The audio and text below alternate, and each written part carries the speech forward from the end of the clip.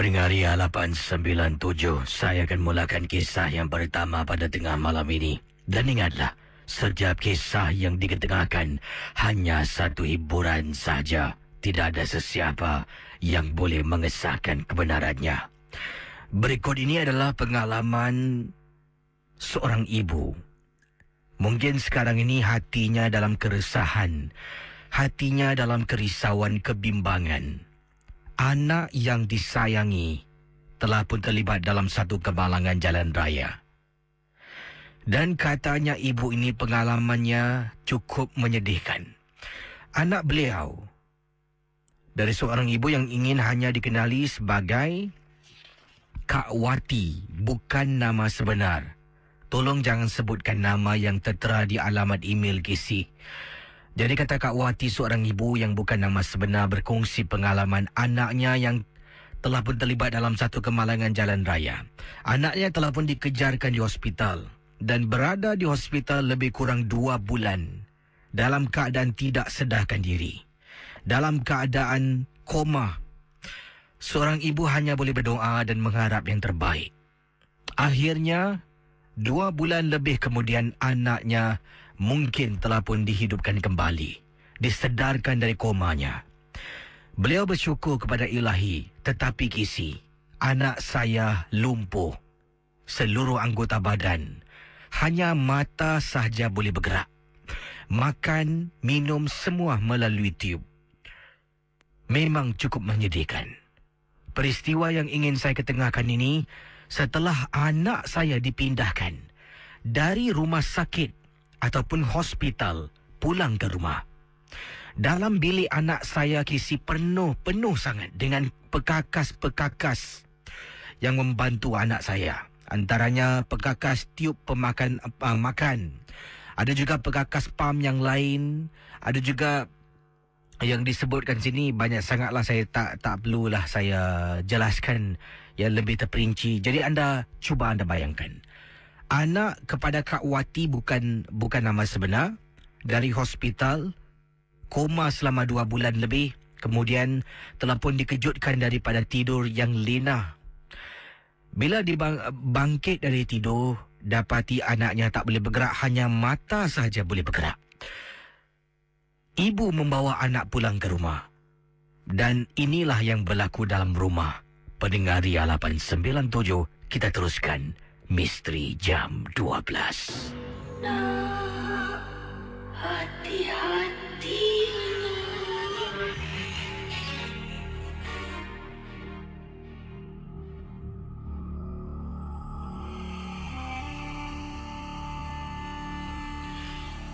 Casey,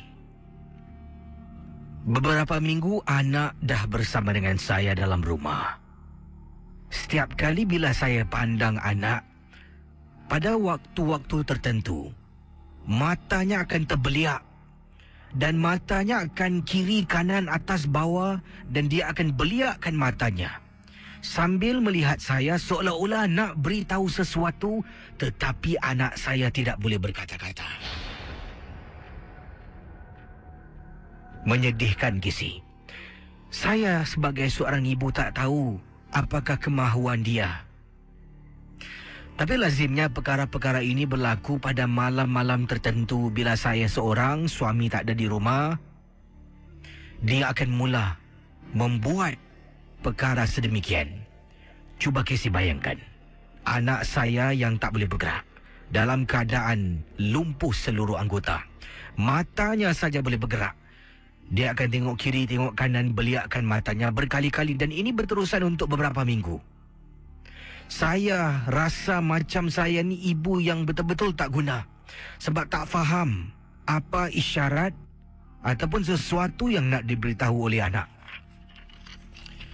Pendengar Ria 897, saya telah pun mendapatkan bantuan seorang pakar yang datang ke rumah. Akhirnya, setelah saya dinasihatkan oleh jiran sebelah yang juga kerap kali datang menjenguk, menziarahi anak yang sedang sakit.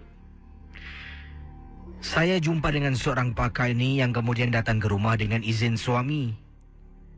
Pakar itu memeriksa anak saya. Dia cuba memegang tangan anak saya. Casey, saya terperanjat. Apabila anak saya mula membuka mulutnya, tetapi walaupun kata-kata yang diluahkan oleh anak saya tidak begitu jelas, seolah-olah suara-suara angin, pakar tersebut dekatkan telinganya ke mulut anak saya sambil dia baca dan terus baca. Anak saya, Casey, membaca apa yang pakar itu baca. Pendengar Ria 897, dipendekkan cerita, kata Kak Wati, rupa-rupanya mengikut pakar itu memberitahu. Dia rasalah sebab dia dapat berbual sedikit dengan anak. Dalam rumah saya, Casey, rupa-rupanya ada benda ikut dia pulang dari tempat terjadinya kemalangan. Kata pakar tersebut, orang yang terlibat dalam kemalangan yang sama telah mati meninggal dunia di tempat kejadian. Dan mungkin roh warga Cina yang mati di tempat kejadian telah pun mengikut anak saya sampai pulang ke rumah. Dari hospital sampai pulang ke rumah. Dan memang masuk akal. Maksud saya, kata Kak Wati, pernah beberapa kali saya nak datang ke hospital nak ziarah anak saya. Sedang saya berbual dengan nurse, saya terperasan macam ada wanita Cina sedang duduk di tepi katil anak saya ketika dia berada dalam ICU. Saya fikirkan pada mulanya itu kawan rakan anak saya. Tapi bila saya sampai saja nak masuk dalam ward anak saya, wanita Cina itu hilang entah ke mana. Berkali-kali kalau saya nampak, tak kali nak berjumpa, mesti tidak dapat saya berjumpa dengan beliau. Dan mungkin roh wanita Cina yang mati itu telah pun mengikut anak saya pulang kerana tak tenteram. Tidak tenteram dibuatnya, mengganggu saya dan anak saya sekeluarga. Mungkin itu yang dia nampak, kata pakar tersebut yang memberitahu saya supaya sewa rumah. Casey, saya telah pun menyewa rumah saya dengan bantuan pakar yang saya panggil yang disarankan oleh jiran sebelah.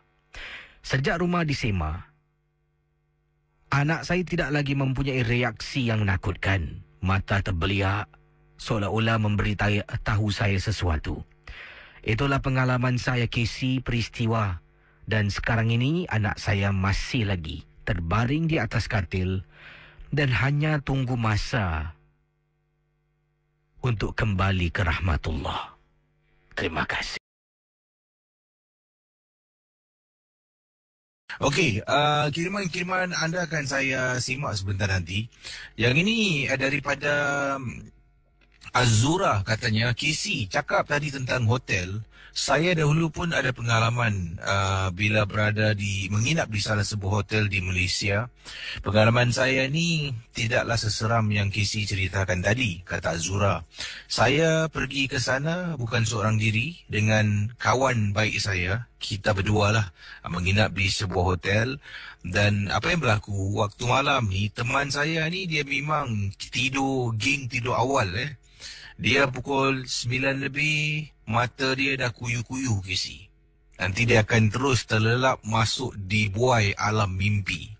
Saya pula opposite. Tidur siang tak boleh, Casey. Impossible. Mata ni kadang-kadang kalau pukul 11 saya tidur pun dah baik lah kiranya.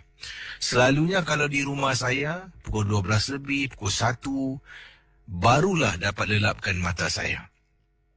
Jadi satu tidur awal, pukul 9 lebih dah mengantuk. Satu lagi pukul 1 pun masih masih segar bugar matanya. Beliau berkongsi, kata Azura, pada waktu tu saya ni tak boleh tidur. Saya main handphone, kemudian apa main handphone, saya tengok TV, main handphone. Saya duduk dekat kerusi untuk makan. Makanan tadi yang kita beli, sambung balik. Lepas tu tadi taruh tepi. Kemudian saya pergi ke tandas. tandas dalam bilik hotel yang mereka menginap di salah sebuah hotel di Kuala Lumpur. Jadi bila saya keluar dari tandas, saya ternampak sahabat saya. Katanya Azura, saya ternampak sahabat saya sedang berdiri dekat tingkap. Langsir kiri kanan dibuka. Dia diri dekat tingkap kaca tu tengah berdiri. Jadi bila saya keluar, saya tak tengok atas katil tau. Saya keluar aja nampak kawan saya tengah berdiri dekat tingkap, katanya Azura. Saya pun cakap, Liz, kau bangun belum tidur? Teman saya ni diam. Liz. Tiba-tiba, setelah saya keluar beberapa tapak menghampiri teman saya yang sedang berdiri dekat tingkap, saya dengar bunyi orang batuk. Saya toleh dekat katil, tengok dekat katil teman saya yang bernama Liz, sahabat baik beliau, kata Azura, sedang baring di atas katil. Tengah baring dengan mata terlelap ni, dia batuk. Saya nampak dia, saya tengok balik tingkap. Makhluk yang dekat tingkap tu dah hilang. Casey meremang bulu rumah. Saya terus lompat naik katil, tarik konverter. Saya ni, tubuh saya rapatkan. Rapat sangat dengan teman saya, Liz. Tak apalah Casey, biarlah dia terbangun. Saya rapat. Kesok. Belakang saya rapatkan dengan dia. Kesok. Makin rapat. Sampaikan dia tolak. Apa ni? Sanalah sikit. Kau ni space besar-besar kat sana. So, dalam hati. Dah bagus. Dia bangun. Liz, kau tidur sini sikit lah. Dapat dengan aku lah. Saya tak nak beritahu apa yang saya nampak, Casey. Itulah pengalaman saya. Terima kasih. Yang ringkas dari Azura. Okey, saudara pendengar Misteri Jam 12, saya nak bacakan kisah berikut ini. Ini berkenaan dengan satu kejadian yang aneh berlaku. Ini berlaku agak lama dahululah. Katanya di sini satu kejadian yang menakutkan ini berlaku kepada diri saya dan juga adik saya. Ini kiriman daripada Nur Melati. Dan beliau ni sebenarnya telah pun ditegur oleh pada itu waktu itu neneknya lah. Nenek saya menegur saya dengan adik. Sebab ni kita suka bermain sembunyi-sembunyi tak kira waktu. Nanti kadang-kadang saya akan sembunyi lah. Kemudian saya suruh adik saya cari saya. Dan begitu juga dengan adik saya, dia akan sembunyi. Waktu itu saya tinggal bersama dengan nenek tinggal bersama dengan kami. Saya, nenek, adik saya, ibu dan juga ayah. Atuk saya sudah pun meninggal dunia. Kami tinggal di sebuah rumah yang agak besar, Casey. Iaitu sebuah rumah jumbo flat. Ini rumah jumbo flat ini mempunyai banyak bilik tidur dan 2 ruang tamu, dapur yang begitu luas. Jadi memang seronok lah kalau bermain sembunyi-sembunyi ataupun hide and seek dalam rumah. Pendengar Ria 897, kata Melati, waktu tu kami ni sebenarnya sedang buat homework sekolah. Jadi oleh kerana dah terlampau penat, saya dengan adik pun berehat seketika. Kemudian adik pun tanyalah, "Kak, jom kak, main sembunyi." Kata adik saya. Saya kata okeylah. Adik pergi sembunyi dulu, kakak cari. Jadi adik saya pun sembunyi. Saya pun setelah saya kira sampai 10, saya cari adik saya. Dalam permainan ini kita diberi masa paling-paling 2 minit untuk mencari. Kalau dalam 2 minit tak dapat jumpa, kita akan katakan okey keluar. Dah give up. Dan nanti barulah dia akan keluar. Maknanya kita gagal untuk mencarilah siapa yang sembunyi itu. Jadi pendengar Misteri Jam 12, Melati berkongsi kisah ini berlaku ketika usianya bersama dengan adik itu waktu itu 11 tahun. Dia Melati 11 tahun, adiknya berusia 9 tahun, bermain sembunyi-sembunyi dalam rumah. Tak pernah dengar saya. Ini pertama kali saya dapat dengar kisah yang mana orang main sembunyi dalam rumah. Jadi kata Melati, pada waktu tu kita ni Casey, saya ni Casey, young and innocent. Boy. Jadi bila Nini cakap jangan main sembunyi malam-malam hari, tak bagus, nanti kena sembunyi dengan hantu. Kata Nini, saya dengan adik hantu macam mana ni? Selalu kita tanya soalan, tapi Nini kata jangan main-main sembunyi. Nanti kau kena sembunyi dengan hantu, baru padan dengan muka kau. Tetap tak indahkan apa yang Nenek cakap. Tetap kita bermain sembunyi-sembunyi dalam rumah. Pendengar Ria 897 FM, anda bayangkan, sampaikan pada satu waktu tu, adik saya lah setelah giliran saya sembunyi, adik saya pula. Dia pun sembunyi, saya pun carilah adik saya. Adik, dekat mana? Kakak dekat sampai. Tapi tak jumpa adik saya. Cari daripada 2 minit, masuk 3 minit, masuk 5 minit, masuk 10 minit. Adik saya tidak saya jumpa dalam rumah kami, Casey. Bayangkan. Kemudian, waktu tu Nenek baru selesai solat maghrib. Nenek keluar dengan telekung.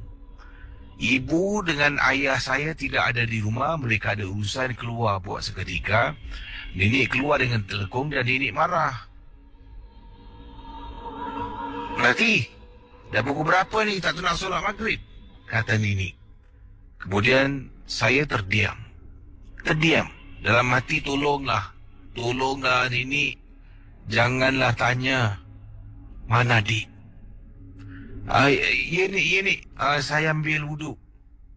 Keluar daripada tandas dengan tangan, dahi, wajah, kaki semua basah kerana mengambil wuduk. Tiba-tiba Nenek saya bertanya soalan. Melati, adik kau mana? Irwan?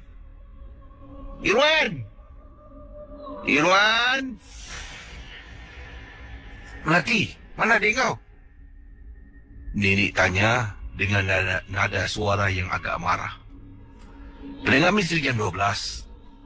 Katanya Melati, dia akhirnya akur. Beritahu Nenek. Kata beliau, saya terpaksa beritahu Nenek. Dan itulah saat paling berat. Memberitahu Nenek kita bermain sembunyi-sembunyi.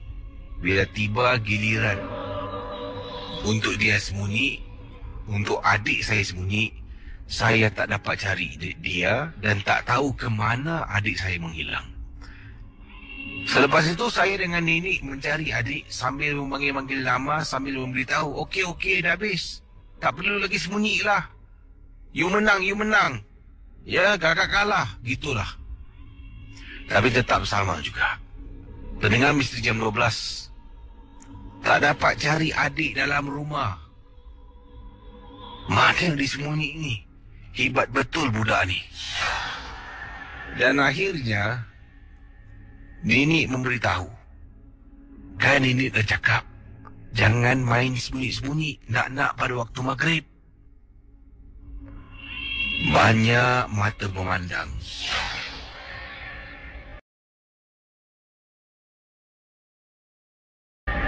Nenek saya pada waktu itu sedang pakai telekung dengan berwuduk. Saya pun sama berwuduk. Nenek suruh saya pakai telekung. Duduk di sejadah dengan Nenek, sama-sama kita membaca Yasin. Kata Nenek, ya Allah, ya Tuhanku. Nenek berdoa supaya cucunya dikembalikan. Kemudian Nenek mula membaca surah Yasin. Bayangkan pendengar Ria 897 FM. Nenek baca surah Yasin, baca daripada waktu maghrib dia baca, nak dekat habis, nak dekat masuk waktu solat Isyak. Tiba-tiba adik saya, Kisi, kedengaran dia sedang menangis pada malam itu. Nek, dengar tak? Irwan. Pendengar Misteri Jam 12. Adik saya sembunyi bawah katil. Di bilik ibu dengan abah saya. Tak tahu bagaimana kita tak boleh nampak. Bagaimana mungkin dia tak dengar. Ini adalah satu kemuskilan. Apabila Nenek membaca surah-surah Yasin, barulah kedengaran adik menangis. Seolah-olah mungkin mencari kita.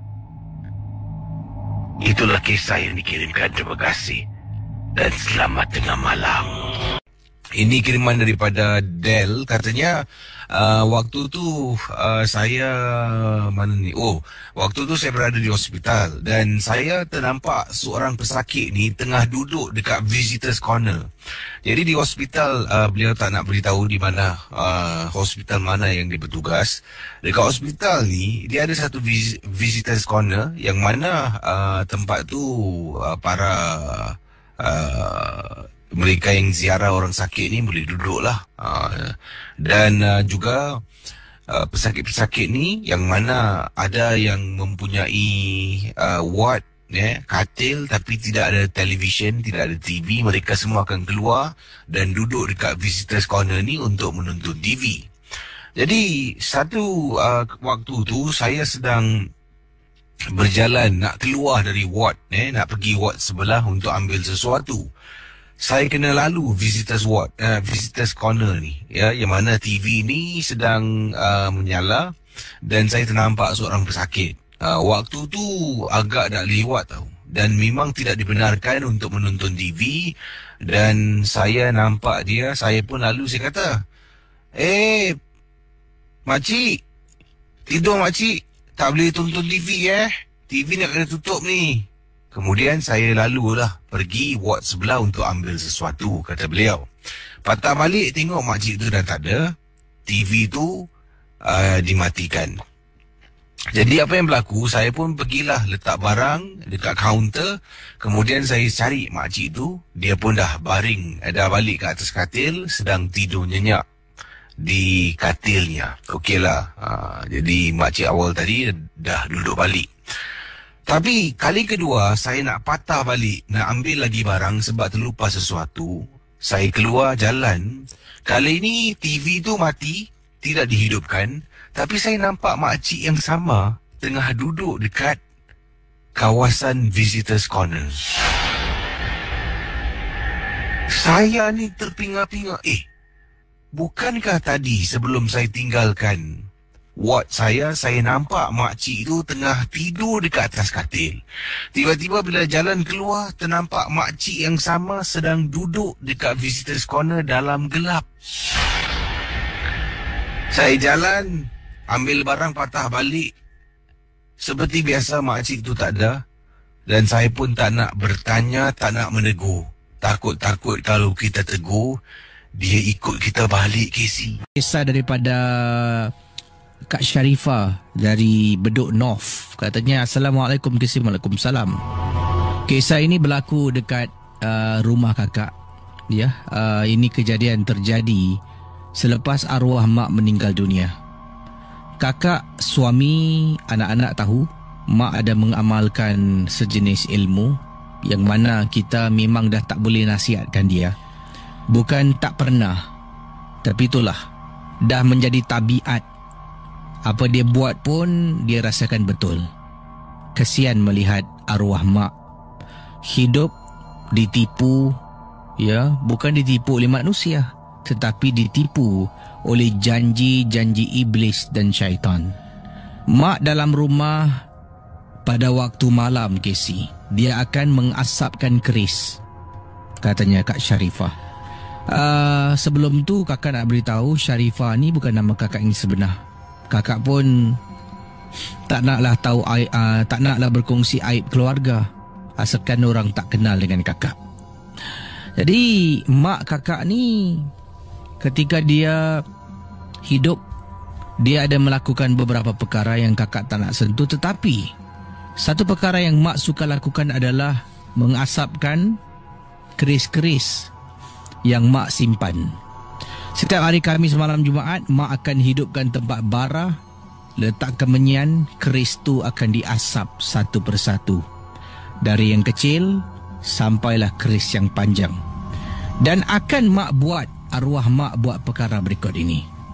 Dia akan ambil salah satu keris kepunyaan dia. Dia akan keluarkan lidah. Dia akan tusuk-tusuk, cocok lidah dengan keris tu sampai lidahnya berdarah. Wow. Lidah sampai lidah mak berdarah. Bila dia buat demikian, dia akan menghasilkan suara bunyian yang menyeramkan.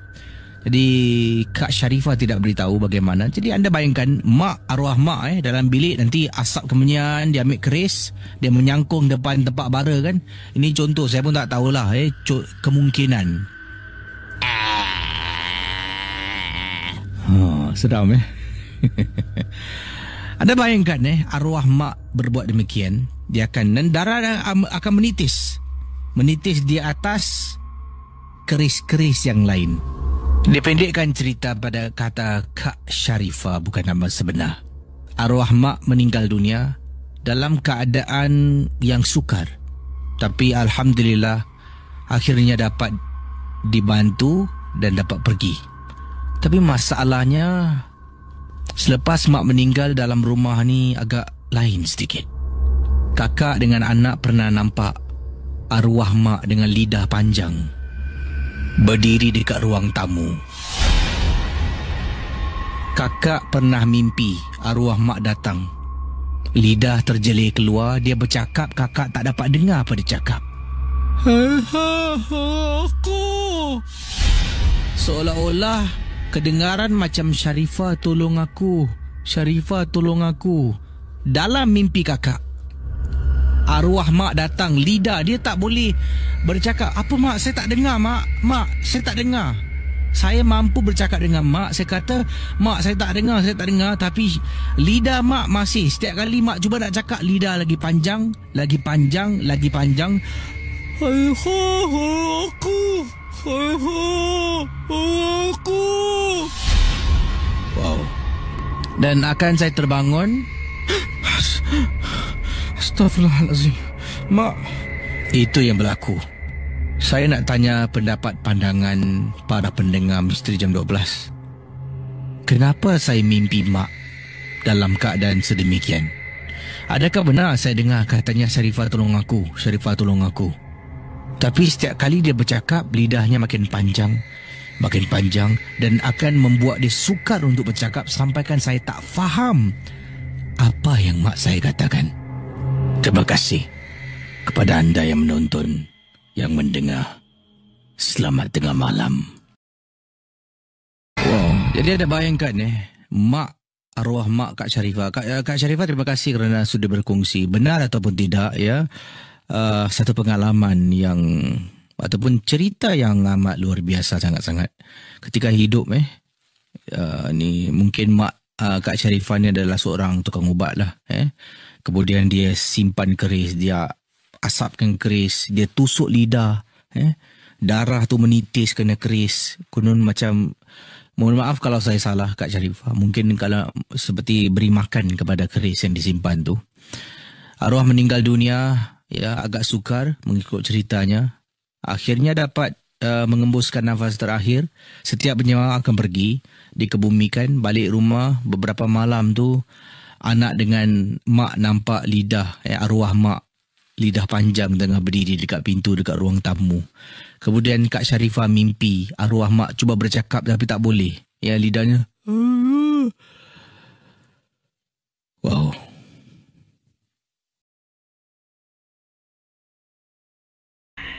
Baik, pengalaman seterusnya ini ingin saya berkongsi sama. Ini katanya berhati-hati kalau kita menginap di hotel. Nak kalau hotel yang dimaksudkan adalah bukan hotel international jenis 4 atau 5 bintang. Ini pengalaman pribadi saya ketika saya menginap di salah sebuah hotel budget ataupun budget hotel di Indonesia, kiriman daripada Kamarul. Saya telefon ke Indonesia. Pergi ke sana ni sebenarnya bercuti, tetapi nak beli hotel yang mahal-mahal pada saya membazir. Sebabnya saya pergi dengan seorang lagi sahabat saya. Hanya kami berdua saja yang ke Indonesia. Lainlah kalau bercuti dengan keluarga. Mak dengan bapa mesti nak cari hotel yang selesa. Kami tinggal di sebuah budget hotel. Saya rasa nama hotel pun tak patut diberikan pada tempat ni. Memang langsung tak macam hotel. Ia adalah bangunan 3 tingkat. Masuk dalam bangunan, dapat lihat keadaan bangunan tu memang dah tak cantik. Kami pun menempah sebuah bilik, naik ke atas dan terus langsung ke bilik kami. Bilik kami terletak di tingkat 3. Baik, saudara, kita kembali pada kisah daripada pendengar kita. Dan kata beliau, mohon maaf tadi email saya cerita tu satu tertinggal. Jadi nak kena cari satu lagi. Okey, kata beliau dalam kiriman ini, hotel yang ditinggal ni adalah sebuah hotel budget. Jadi nama hotel tu tak patut diberikan pada bangunan buruk ni. Oleh kerana ia terlampau murah sangat-sangat, ia menjadi pilihan mereka. Dan mereka telah pun diberikan kunci untuk naik ke atas tingkat 3. Jadi bila tanya, ini tingkat berapa ni? Ni lantai berapa? Lantai 3. Lurus, naik ke lantai 3. Bilik kamu berhadapan dengan kamar kecil. Kamar kecil tu adalah tandas kisi ataupun toilet. Jadi kami pun ikut arahan, jalan terus, lurus, naik ke atas tingkat 3. Betul-betul kamar kecil depan bilik kami. Tapi bila masuk dalam bilik tu cuma ada satu kipas, katil 2 single bed berasingan, ada satu almari. Almari dalam motel ataupun hotel budget ni adalah almari jenis almari lama kisi. Dia seolah-olah boleh saya katakan macam gerobok lama macam itulah. Dibuat daripada kayu jati kalau tak silap saya. Kemudian ada satu almari solik, tempat menyulik dengan cermin. Dan kemudian dalam bilik hotel tu tak ada tandas. Dia setakat bilik untuk tidur. Tandas nak kena keluar, pergi common toilet yang ada di hadapan bilik kami. Letakkan beg, saya pun tengok katil macam tak selera je nak tidur. Nasib baiklah saya bawa sleeping bag. Kami pun buka sleeping bag, cuba bentang atas katil. Okey, nanti malam boleh gunakan untuk kita tidur. Kita pun keluar selepas kita check in. Dah letak barang-barang, kita keluar dan melakukan aktiviti seharian. Akhirnya bila kita pulang ke motel budget ni, naik dekat tingkat 3, buka pintu dan kita baru masuk dalam bilik motel kami. Sedang baring dekat atas katil setelah kami penat berjalan. Nak mandi pun malas, katanya di sini. Jadi akhirnya saya dengan teman baring dekat atas katil. Sebentar nanti kita nak mandi. Tengah baring atas katil, baru saya perasan kisi. Antara bilik kami dengan bilik sebelah. Bilik saya dengan bilik sebelah.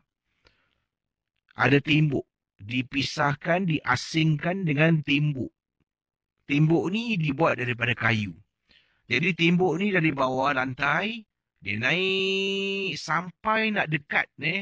Jaraknya lebih kurang dalam 50 cm ataupun 1 meter macam tu lah. Daripada ceiling ke bawah ada ruang. Ruang tu ditutup dengan wire mesh. Wire besi. Saya tak pasti kenapa dia tak tutup sampai atas. Tapi sampai dekat ruang tu ada wire besi. Nak panjat memang tinggi. Tak boleh panjat. Saya cuba panjat menggunakan almari TV yang ada dekat dalam bilik tu. Tak boleh sampai. Bilik tu memang tak ada TV, tapi ada almari tempat letak TV. Kelakar kan? Jadi saya cuba pijak, mana tahu takut orang mengendap, memang tak sampai. Perlu menggunakan tangga yang begitu tinggi, baru boleh menjenguk melalui wire mesh, boleh tengok bilik sebelah. Tapi kalau saya ni ketinggian 1.8, pijak almari TV pun tak sampai, saya rasa orang lain pun tak akan boleh sampai. Saya kembalilah baring atas katil. Jadi teman saya kata, aku mandi dulu Kau tunggu kejap lah. Teman saya pun ambil toiletries, perkakas mandian. Keluar dari bilik sebelah tandas, dia pun masuk dalam tandas mandi. Saya pun baring sedang tunggu giliran saya. Pendengar Misteri Jam 12. Tengah baring ni, tiba-tiba saya perasan tu, dekat atas yang saya katakan orang tak boleh sampai, nampak wajah orang dengan matanya terkebil-kebil, sedang tengok yang saya sedang baring. Hai! Siapa tu? Turun kamu, turun! Intip. Saya marah sangat. Saya bangun, pergi dekat tembok.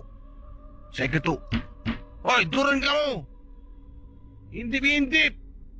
Ada kerja ya? Bodoh punya manusia. Kurang ajar betul. Mengendap orang, dia mesti dia pakai tangga. Tak mungkin dia boleh panjat. Jadi, teman saya pun keluar tandas. Saya pun beritahu teman saya, dia tak dengar yang saya marah tadi. Kau tahu tak? Tadi aku tengah baring, orang sebelah mengendap lah. Kurang ajar betul lah. Mengendap mana? Atas tu lah. Tadi kau try pun tinggi sangat, tak boleh tengok. Mana aku tahu? Kau tunggu sini boleh tak? Dah lah. Ni negeri orang sih. Negeri orang tak negeri orang. Kau mengendap aku. Saya marah ni Casey. Saya nak pergi sebelah. Kemudian teman saya nasihatkan jangan. Turun bawah, beritahu dekat front desk, reception. Okeylah. Saya pun turun ke bawah dengan teman saya. Turun bawah, tunggu dalam 15 minit. Reception nak keluar. Ya. Ada apa, Pak? Bisa bantuin? Pak, saya kamar lantai 3. Depan kamar kecil. Ya, ada apa? Kamar tidur sebelah kamar saya. Ya, ada orang intip. Bisa kamu naik ke atas, beritahu dia jangan intip-intip. Mau privacy dong. Saya marah. Saya kata saya nak privacy dengan kawan saya. Kenapa ada orang mengintip sebelah? Kamar yang mana? Kamar sebelah kamar aku lah, kata saya kepada lelaki berkenaan. Kemudian dia kata, ya, nanti aku beritahu. Saya pun jalan dengan kawan saya. Saya kata, ini aku make sure dia naik atas dia cakap dengan orang ni. Orang sebelah mengintip lagi, aku mengamuk. Saya pun baring atas katil. Teman saya pun dah siap-siap ambil toiletries. Saya masuk dalam tandas. Saya mandi. Tengah mandi. Saya ambil sabun muka. Dalam tandas tu Casey, saya dengar bunyi.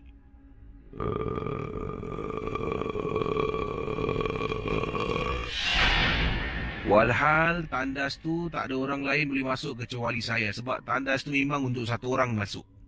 Situ tempat buang air, situ tempat mandi. Situ tempat gosok gigi, semua ada kat situ. Masuk dalam, kunci pintu tandas. Masuk dalam tandas, mandi air. Air pun bukan paip hujan. Air yang kena ciduk dalam tempayan besar. Tengah sabun muka ni dengar bunyi. Katanya di sini suara garau. Jadi saya cuba buka mata. Saya terlupa yang saya tengah sabun muka ni.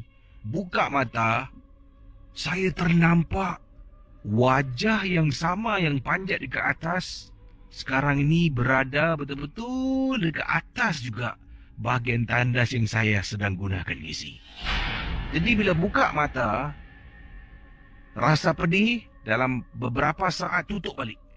Kerana pedih, saya ambil air, saya curah air, cuci, hilangkan sabun. Saya buka mata, kurang asam betul. Peringat misteri jam 12. Saya pun keluar dari tandas, masuk dalam bilik.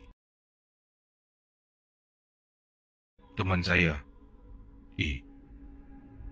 tadi betul lah. Apasal? Bilik sebelah ni aku nampak tadi ada orang naik atas mengendap aku kat dalam sini.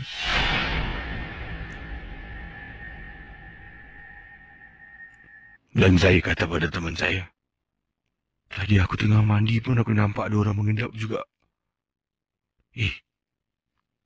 Kemudian saya pergi dengan teman saya bilik sebelah. Halo? Siapa di dalam?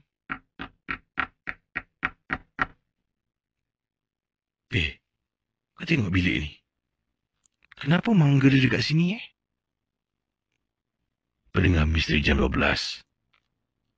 Bilik yang kami sewa. Tempat pegang pintu, ada tempat masuk kunci. Putar kunci tu, pintu terbuka. Bilik yang ini, sebelah bilik kami, memang ada tempat pegang pintu, doorknob. Kemudian, ada tempat masuk kunci dekat doorknob tu. Tapi yang mencurigakan, dari atas pintu sampai ke bawah, ada 4 padlock yang telah pun diketap. Atas sampai bawah. Ini bermakna kalau dalam ada orang, takkanlah dia nak lock sampai dekat luar macam tu. Ini bermakna bilik sebelah bilik kosong. Bro, jom lah. Dah. Tak mau ketuk lagi lah. Masuk bilik lah. Kita tidur. Kita pusing. Kita jalan menuju ke arah bilik. Tadi kita ketuk macam gini kan. Apabila saya jalan dengan teman saya nak balik ke bilik kami, dia respon, Casey.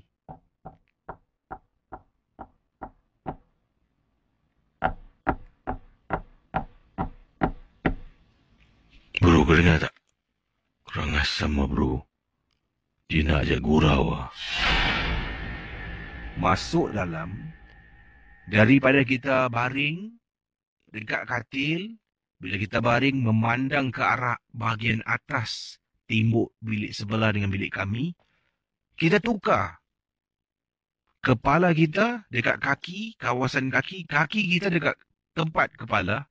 Jadi supaya kita dapat tengok timbuk yang lain dan rasanya lebih selamat lagi. Hanya bermalam dekat motel tu untuk 1 malam saja. Besok check out, bayar, keluar. Dan cari hotel 4 bintang. Nak tak nak terpaksa, Kisi. Terima kasih. Kisah-kisah yang anda dengar merupakan misteri jam 12. Tidak ada sebarang bukti yang boleh mengesahkan kebenarannya.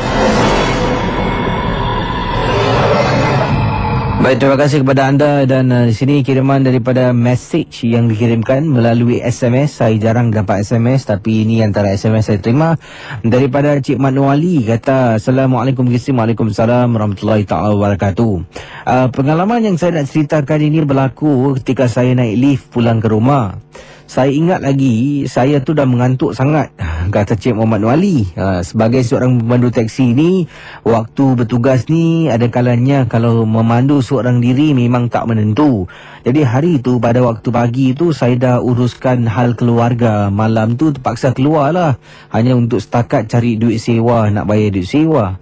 Jadi balik tu dah jam 2 lebih pagi kalau tak silap saya. Mata dah terlampau mengantuk dan saya ni menguap beberapa kalilah tersangap-sangap dalam lift. Pintu lift terbuka, saya main keluar, Casey. Bila saya main keluar, saya jalan depan pintu rumah orang yang saya tak kenal. Saya ingatkan rumah saya. Saya keluarkan kunci dengan mata ni memang mengantuk sangat ni. Saya masukkan kunci dalam lubang pintu, cuba masukkan, kenapa tak boleh masuk ni? Kemudian saya perasan, tinggal berapa ni? Ya Allah, salah rumah. Tapi yang membuat saya takut, kata Encik Mat Nur Ali, saya terperasan dekat sebelah kanan ni adalah tingkap ruang tamu rumah yang saya tersalah nak masuk kunci ni. Saya ternampak ada orang sedang berdiri sambil memerhatikan saya tau. Yang saya hairan ni sangat-sangat, dekat depan rumah tu, depan pintu besi rumah tu, macam-macam surat disangkut, diletakkan seperti rumah tu tidak ada orang pun ada di dalamnya. Sebab kata Encik Mat Nur Ali, kalau rumah tu ada orang, tuan rumah kalau nampak sesiapa yang letak brosur, letak surat, pamphlet dan sebagainya, orang tu akan angkat buang. Tapi rumah ni Kisi seperti dah dibiarkan macam tu tau. Sampaikan dekat celah-celah pintu besi tu, di dalamnya dah ada pun surat-surat yang dah terjatuh. Dan saya terperasan Kisi, ada eviction notice yang ditampal betul-betul dekat pintu rumah tu. Saya tertanya pada diri saya, dalam keadaan saya ni mengantuk sangat-sangat, mungkin agaknya mata ketiga saya dibuka sehingga kan saya boleh nampak sesuatu di dalam rumah yang kosong itu. Daripada rasa mengantuk, terus jadi segar Kisi. Jalan, tengok tingkat 8, rumah saya tingkat 9. Satu tangga saja miss. Saya naik tangga tingkat 9, jalan, terus saya pulang ke rumah. Saya yakin saya nampak ada orang berdiri dekat rumah kosong. Dan saya yakin rumah tu rumah kosong, seperti yang saya katakanlah, macam-macam surat yang ada di hadapan rumah tersebut.